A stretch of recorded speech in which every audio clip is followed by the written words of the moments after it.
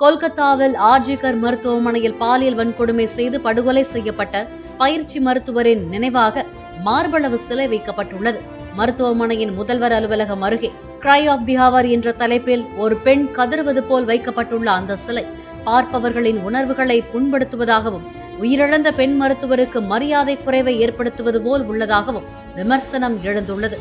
ஆனால் இந்த சிலை விதிமுறைகளை மீறாத வகையில் உயிரிழந்த பெண் மருத்துவர் அனுபவித்த வலியையும் வேதனையையும் வெளிப்படுத்துவது போல் வடிவமைக்கப்பட்டுள்ளதாக பயிற்சி மருத்துவர்கள் தெரிவித்துள்ளனர்.